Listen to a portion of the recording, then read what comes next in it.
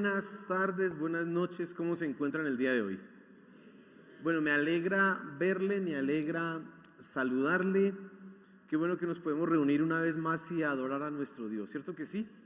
Quiero que por favor abra su Biblia en Lucas capítulo 10. Ubíquese en Lucas capítulo 10, por favor. Como usted puede ver en el título de la enseñanza esta tarde, esta noche es ¿y quién es el prójimo? Y me interesa que hablemos de eso porque creo que de alguna manera nosotros tenemos un concepto erróneo de lo que es el prójimo. Como que estamos equivocados un poco en ese sentido. Y se lo digo porque estos días estaba aprendiendo algo, estaba en una capacitación y nos hacían una reflexión de la palabra de Dios y nos llevaban a este pasaje de Lucas 10 y el que nos estaba enseñando nos mostraba quién era el prójimo y realmente yo dije, oiga, esto es increíble. Siempre que uno está en la palabra de Dios, uno encuentra cosas que tiene que aprender. No importa los años que tú lleves en la iglesia, no importa los años que tú tengas de estudio o de conocimiento de la palabra de Dios, finalmente siempre tenemos que aprender algo. Y como el tema es el prójimo, es importante entender que nosotros vamos a tener siempre oportunidades de ayudar. Nosotros siempre vamos a tener oportunidades en donde vemos situaciones de necesidad, pero necesitamos entender qué es y quién es, sobre todo, el prójimo. Quiero que usted tenga hoy su atención en una parábola muy conocida, pero vamos a tratar de mirarla en detalle en estos minutos que nos quedan. Vamos a tratar de entenderla y yo quiero que abras tu corazón a entender que el prójimo, la definición de prójimo, eres tú, no el otro. Normalmente nos han dicho a nosotros que prójimo debería cambiarse la J por una X, es el próximo. Si nos han dicho prójimo es el que está al lado o el que tiene necesidad, bueno, yo quiero que usted se dé cuenta que hoy en la palabra de Dios nos vamos a descubrir que el prójimo soy yo. Pero quiero que vamos en detalle a mirar un poco esto, a entender un poco lo que dice la palabra de Dios, pero antes de eso quiero que tú cierres tus ojos, inclines tu cabeza y le pidamos a Dios que nos hable en este momento. Amén. Señor, por favor, háblanos esta mañana. Venimos con el deseo de escuchar tu voz, escuchar tu palabra, saber qué tienes tú para nosotros. Hemos cantado, hemos exaltado tu nombre y ahora deseamos que tú nos hables. Deseamos que venga a nosotros revelación, conocimiento, entendimiento de tu palabra y que seamos confrontados, Padre Celestial, con ella. Gracias, Señor, amén y amén. Lucas capítulo 10 y vamos a mirar desde el versículo 25 en adelante hasta el versículo 37. No voy a leer de corrido todo el pasaje, sino que voy a leer los versículos que me interesan según los puntos que voy a ir enfatizando esta tarde. Y quiero que en primer lugar tú te des cuenta que el conocimiento es inútil. El conocimiento se vuelve en una cosa que no sirve de nada cuando estamos hablando de ayudar. Mira lo que dice aquí el versículo 25. He aquí, un intérprete de la ley se levantó y dijo, para probarle, maestro, ¿haciendo qué cosa heredaré la vida eterna? Él le dijo, ¿qué está escrito en la ley? ¿Cómo lees? Aquel respondiendo dijo, amarás al Señor tu Dios con todo tu corazón y con toda tu alma y con todas tus fuerzas y con toda tu mente y a tu prójimo como a ti mismo. Y él le dijo, bien has respondido, haz esto y vivirás. Pero él, queriendo justificarse a sí mismo, dijo a Jesús, ¿y quién es mi prójimo? La historia es una de las historias que nuestro Señor Jesús tuvo más repetidas en su ministerio y es preguntas para probarlo, preguntas para que Él cayera, preguntas para llevarlo a una situación embarazosa y de esa manera poder acusarlo ante las demás personas. En este caso es un maestro de la ley, no es un ignorante, no es una persona que no tenga conocimiento, sino es una persona que ha estudiado la Torá, que ha estudiado la ley, que hace una pregunta de la cual él sabe la respuesta, por lo tanto quiere probar a nuestro Señor Jesús. Y lo primero que yo quiero que usted se fije en este momento es que la pregunta que él hace implica la entrada al reino de los cielos pero la respuesta que él recibe implica su corazón. La respuesta que él más adelante va a recibir de parte de nuestro Señor Jesús va a afectar directamente lo que él es. Él pregunta: ¿cómo puedo entrar al reino de los cielos? Y hay dos mandamientos, usted y yo ya lo sabemos.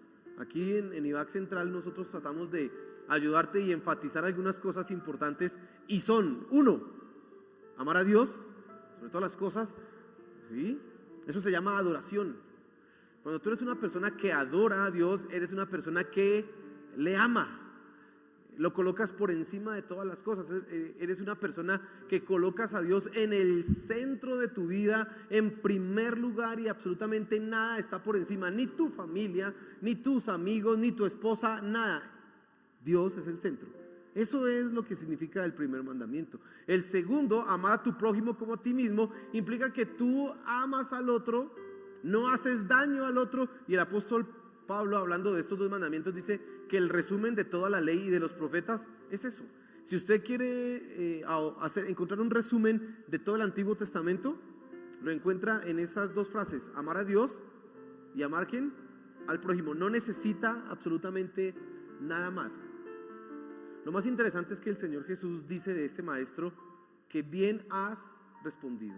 Ese maestro había encontrado la respuesta. Lo que muchas otras personas no habían descubierto, ese maestro lo tenía claro. Es una persona que entiende, es una persona que conoce, es una persona que no solamente ha sido preparada, sino que ha entendido aquello que le han enseñado. Pero mire el final del versículo 29, dice: pero él, queriendo justificarse a sí mismo, dijo a Jesús: ¿y quién es mi prójimo? Y mire el versículo 25, la primera parte, dice: y aquí un intérprete de la ley se levantó y dijo para probarle. ¿Sabe? Esta era una persona que tenía muy buen conocimiento, pero un pésimo corazón. Porque él quería probar al Señor Jesús, y cuando descubrió lo que tenía que hacer, porque la respuesta es ve y tú haz lo mismo, ya se siente confrontado. Entonces hace una pregunta adicional como para ganar, terminar con el argumento él, con el punto final.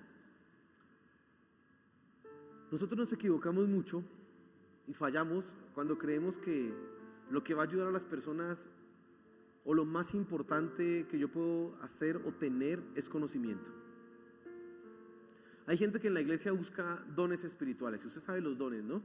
Hablar lenguas, o sanidades, o profecía, o todas esas cosas que son importantes que haya en la iglesia. Hay gente que busca esto, pero Pablo en 1 Corintios en el capítulo 13 dice: de nada sirve que usted hable lenguas, de nada sirve que usted haga profecía o haga milagros si no tiene amor. Él mismo dice que el conocimiento envanece, el conocimiento llena de orgullo, pero el amor edifica. Mire, qué tan terrible y horrible es que nosotros los cristianos, que estamos llamados a ser luz, que estamos llamados a dar testimonio y ejemplo, solamente estemos dando conocimiento. Y en muchas ocasiones conocimiento sin amor.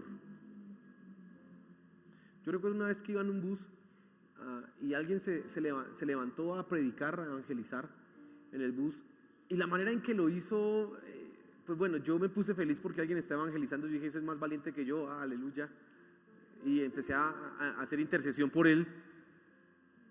Pero inmediatamente empezó él a hablar de Cristo y todas las cosas, pasó y ustedes pecadores que se ve que están llenos de demonios, empezó así. Ya dije: uy, Señor, ¿y ahora qué pasó? Y la gente empezó a hablar mal de él, y empezó a decir fanático, y ya nadie quiso escuchar más. Él tenía conocimiento, pero sin amor.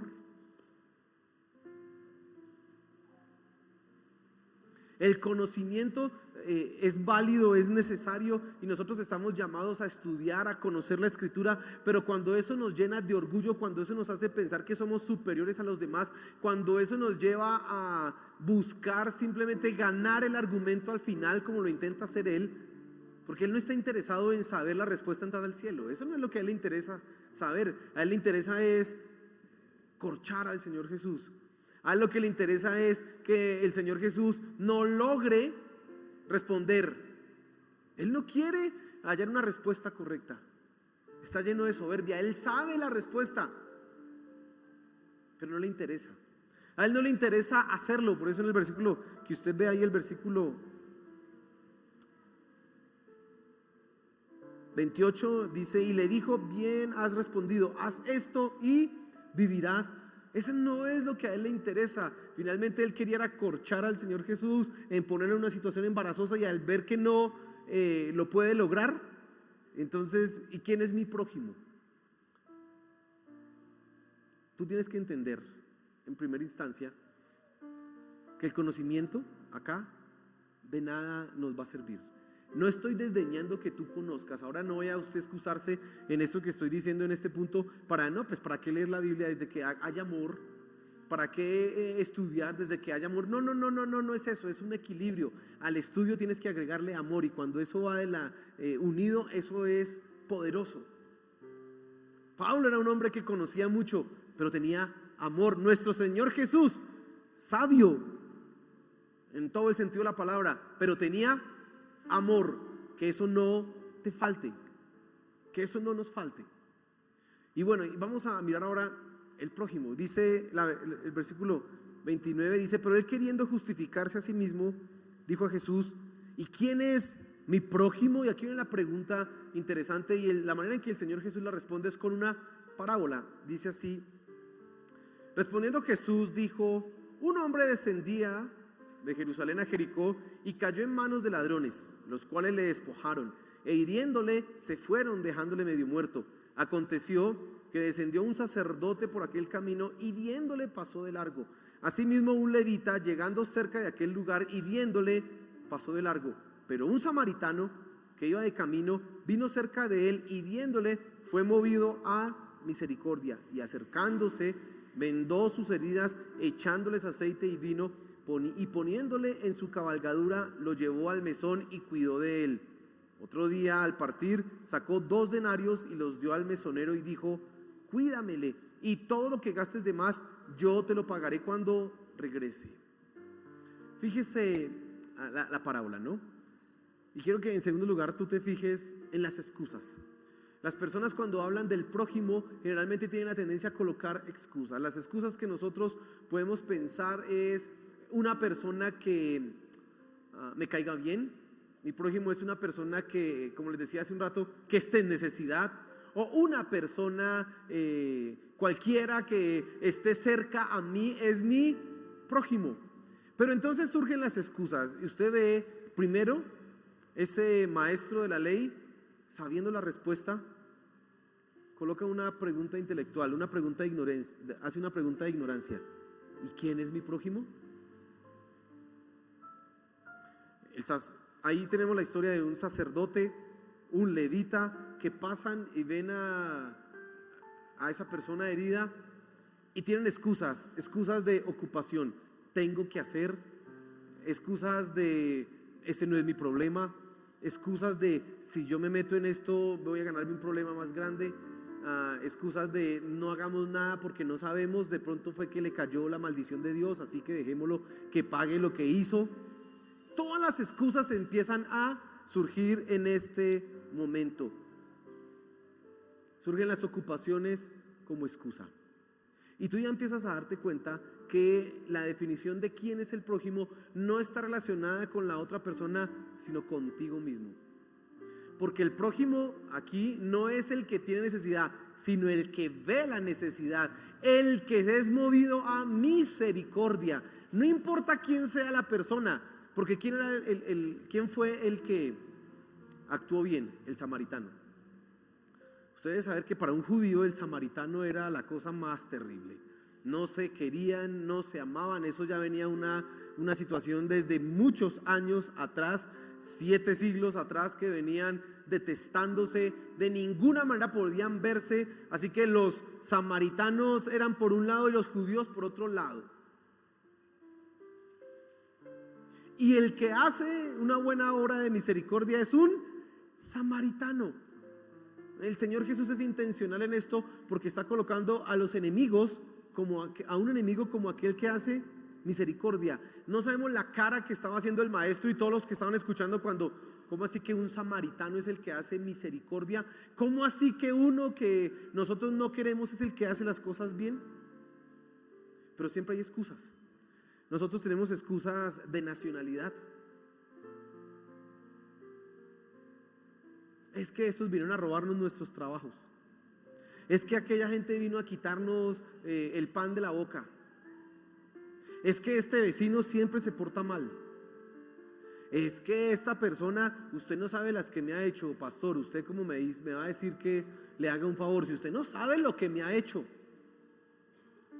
Cuando nosotros pensamos en amar al prójimo, siempre pensamos en categorizar a aquella persona que está a nuestro lado. Lo ayudo si lo conozco. Lo ayudo si es cercano. Lo ayudo si me cae bien.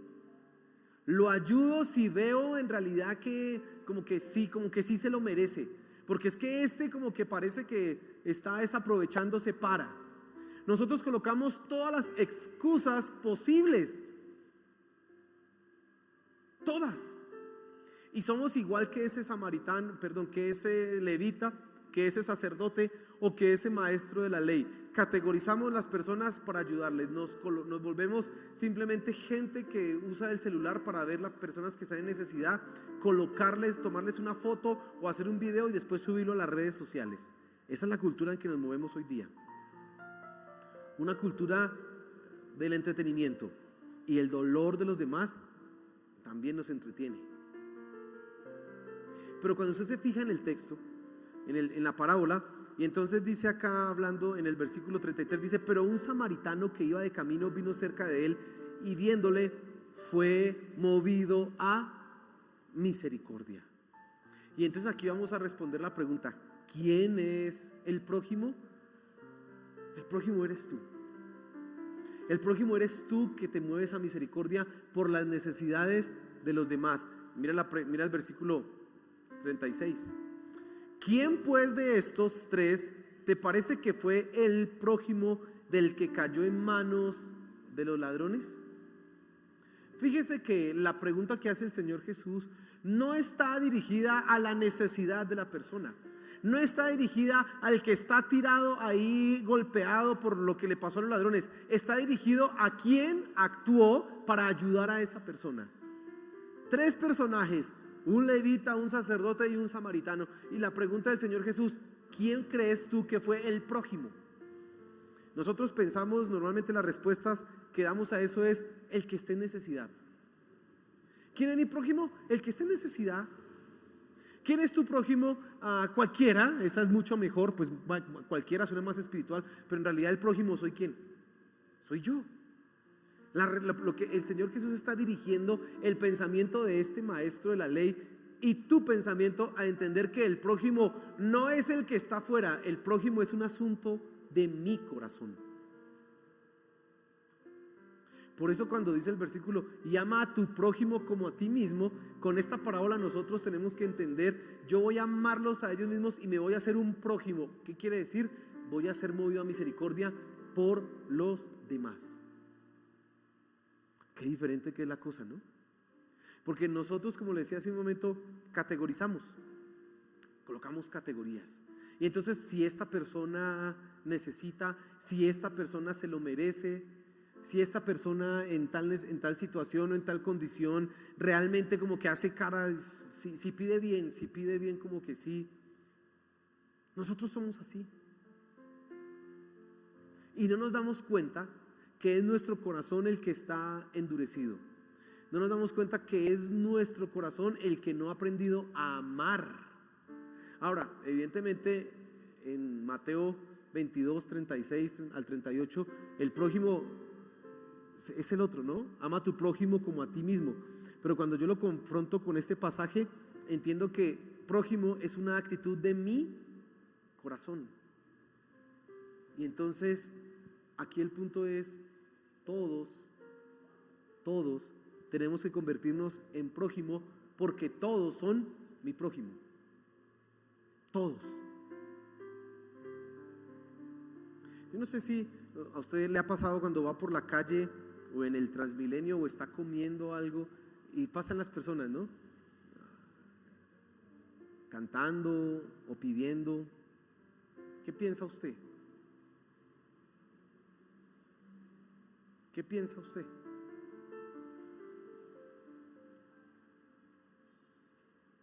Y no podemos limitar esto del prójimo a simplemente una cuestión de necesidad, porque también hay otras cosas que yo tengo que hacer con el prójimo.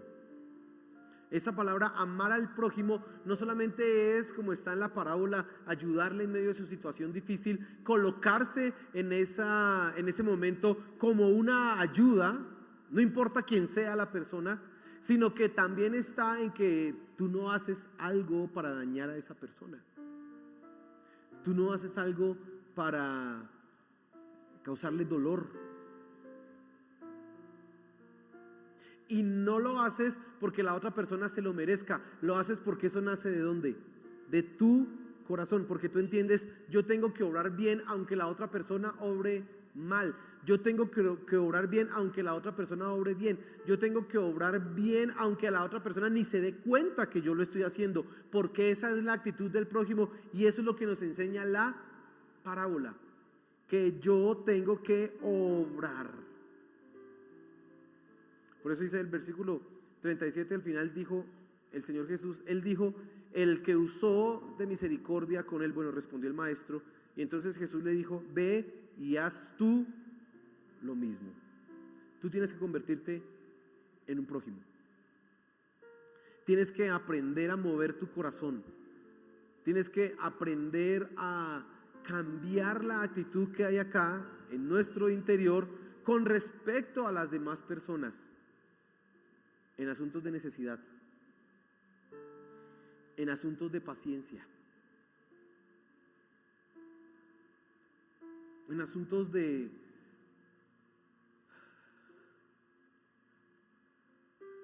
empatía, de ponerse en el zapato de la otra persona. Tú tienes que hacerte prójimo. Mire, cuando la gente no hace las cosas como a nosotros nos gusta, sí que nos da mal genio, ¿cierto? O cuando la gente no hace las cosas como uno quiere, eso le da mal genio a uno. Uno se pone como, pero es que, y uno dice, es que, pero si eso tan fácil. Ser prójimo es decir, ¿y qué tal fuera yo en esa situación? ¿Cómo quisiera que me trataran a mí en esa misma situación? Que yo tuviera esa dificultad.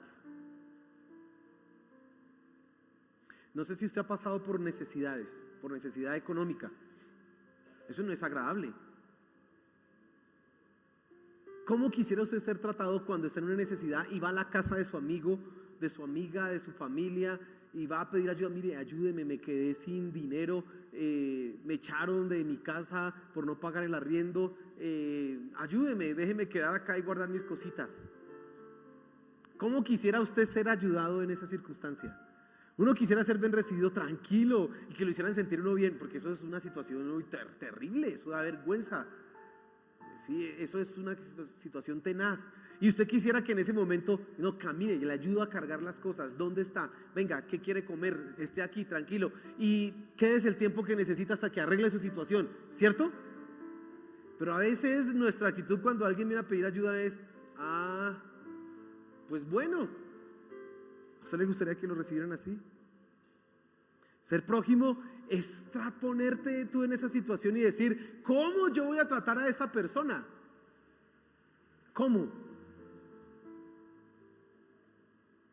Ser un prójimo es ser un jefe que entiende a sus empleados y que no aprovecha su poder o su autoridad para subyugarlos y gritarlos o tratarlos como si fueran, para que entiendan que yo soy el que mando, y si no lo hace como yo, pues para que vea. Eso no es ser un prójimo.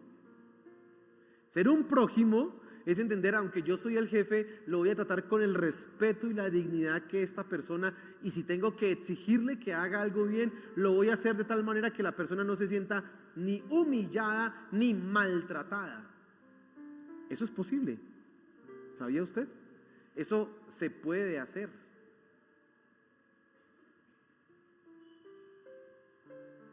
Pero a veces nosotros no somos eso. A veces nosotros somos precisamente como el maestro de la ley, que tenemos mucho conocimiento pero poco amor. que sabemos las respuestas y podemos citar los mandamientos de memoria.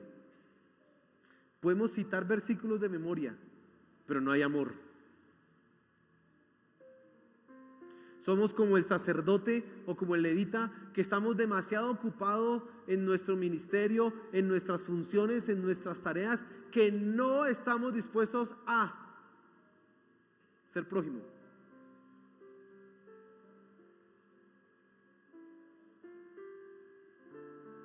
Tenemos que ser como el samaritano, que vio la necesidad, pero no consideró que era un enemigo, sino que en su corazón dijo: yo tengo que amarlo, no interesa lo que sea. Ser prójimo es una actitud de tu corazón. El prójimo eres tú, no es el que está en necesidad, el prójimo eres tú. Y siempre y todos los días podemos ser el prójimo de alguien. Todos los días tú vas a encontrar la oportunidad de poder ayudar a alguien. En cualquier área. En cualquier área.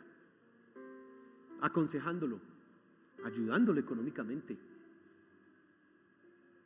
poniéndote en sus zapatos, enseñándole. Usted tiene muchas oportunidades para hacerlo. Y que sea notable y que sea notorio a los demás que nosotros, que tú realmente sí aplicas ese segundo mandamiento: amar al prójimo como a ti mismo. Amén. Póngase en pie, por favor.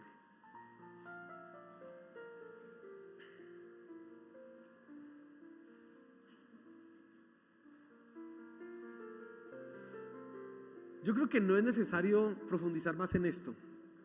Creo que ya está claro el punto acá en la enseñanza.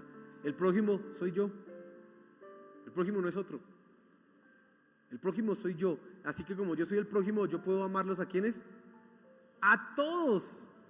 Miren, si uno piensa en esto, amar al prójimo como a ti mismo, tú te amas a ti mismo, entonces, entendiendo que tú eres el prójimo, pues vas a amar a los demás.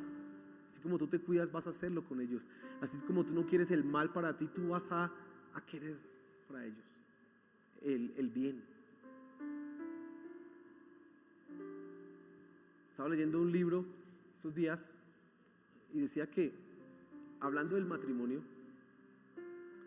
que el matrimonio tiene una característica: el matrimonio refleja la gloria de Dios y refleja a Dios, la imagen de Dios.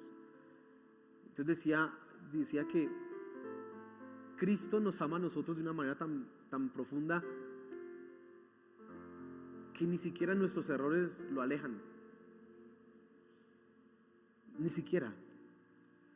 Ni los errores del pasado, ni los errores del presente, ni los del futuro. Él los sabe todos. Y aún así Él dice: yo te he amado a ti y te he amado con amor eterno. Y Él dice que el matrimonio que permanece fiel hasta que la muerte lo separe refleja eso. Eso refleja. Así que cuando nuestros matrimonios son fuertes y hasta que la muerte nos separe, estamos mostrándole al mundo el amor ¿de quién? De Cristo. Porque uno quiere en su matrimonio que lo amen como un prójimo. Porque uno tiene defectos, uno tiene unas cosas, uno no es tan chévere. Y bueno, y mi esposa, yo quiero que ella me ame a pesar de mis defectos y que me diga: nunca te voy a dejar a pesar de tus defectos. Pues así debe ser el amor al prójimo. Venga, a pesar de, yo le voy a amar. ¿Sí lo comprendes? Porque el asunto eres tú. El asunto no es el otro, no es que se porte bien el otro, no es que haga las cosas bien, el asunto es tu corazón. Y tenemos que ser entrenados en eso, amén. Que Dios nos ayude a mostrar ese amor que Él ha tenido para con nosotros hacia los demás. Tú eres el prójimo. Señor, gracias por tu palabra. Gracias por tu palabra. Nos has hablado, has traído revelación a nosotros, pero sobre todo te pido que tú nos ayudes a vivir esto, a entender que soy yo el prójimo, que no es una persona externa a mí, soy yo. Y esos que están afuera son todos los que yo puedo amar y ayudar. Perdónanos cuando no hemos sido prójimos, cuando no hemos amado al que está en necesidad, cuando no hemos ayudado, cuando hemos sido impacientes, intolerantes. Perdónanos, Señor. Perdónanos cuando hemos abusado de nuestra autoridad y hemos humillado, pisoteado. Perdónanos cuando hemos ayudado a alguien, pero le hemos hecho sentir mal. Perdónanos. Por favor, perdónanos. Perdónanos. Y ayúdanos a ser un reflejo de tu amor, Señor Jesús. Que así como tú nos has amado a nosotros, nosotros podamos amar. Espíritu Santo, ayúdanos en esto. Te lo suplicamos, te lo pido, Señor. Ayúdanos. Gracias, Padre Celestial, por tu palabra. Gracias, mi Señor Jesús. Amén y amén.